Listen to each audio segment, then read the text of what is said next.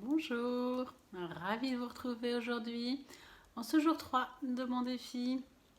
Défi de 21 jours, faire et diffuser surtout une vidéo par jour. Voilà, en ce jour 3, je voudrais vous présenter un outil qui a été un truc assez extraordinaire pour moi depuis que je l'ai découvert et qui s'appelle le pouvoir de l'intention. Alors des intentions, nous en avons toute la journée, hein, des petites, des grandes, inconscientes pour la plupart.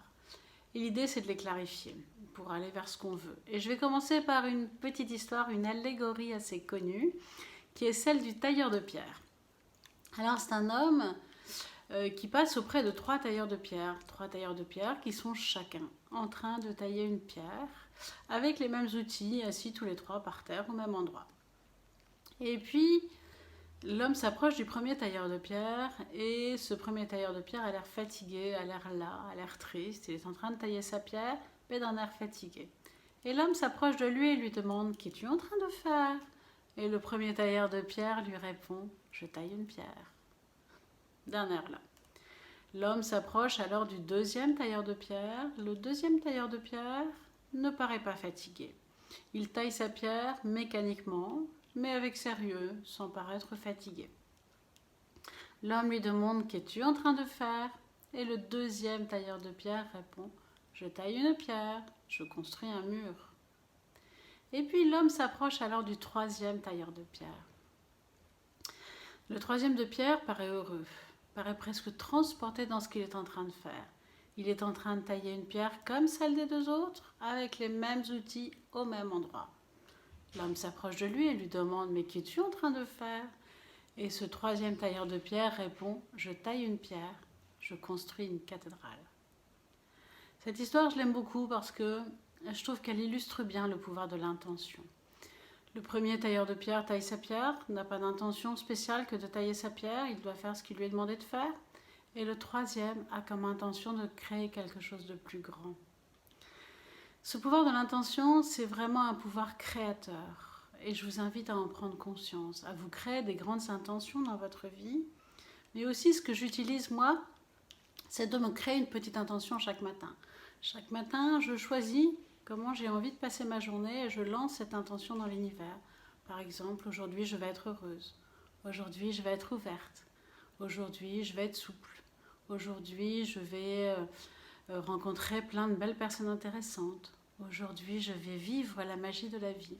Voilà, des tas d'intentions différentes. Vous pouvez aussi vous créer des intentions pour des moments particuliers. Par exemple, pour un déjeuner, pour une réunion qui vous angoisse un petit peu, eh bien, vous pouvez vous créer une intention particulière et puis vous dire, par exemple, aujourd'hui, je vais savoir prendre la parole dans cette réunion, je vais me sentir à l'aise, ou à ce dîner, je vais vivre ce dîner et je vais être hyper joyeux, hyper heureux de le vivre. Voilà. Donc l'idée, c'est de se poser des intentions, de conscientiser les moments de notre vie. Et une fois qu'on a posé les intentions, éventuellement, de lister quelques actions, par écrit ou pas, ou dans notre tête, qui pourraient être faites pour aller vers cette intention.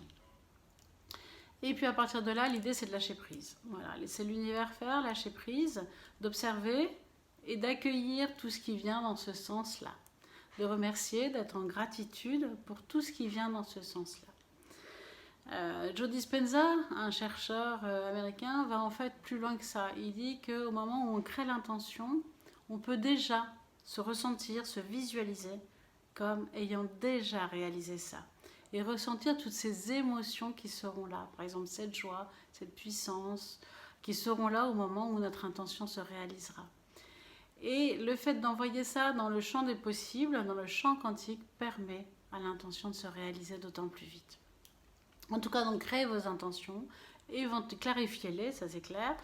Mettez des actions en place ou pas, et puis ayez confiance. Ayez confiance, votre intention va se réaliser. Soyez patient. Voilà, par exemple, je vais vous donner un exemple d'intention que j'avais créée, que j'avais demandé. J'avais demandé à faire un voyage avec mes enfants et mon mari.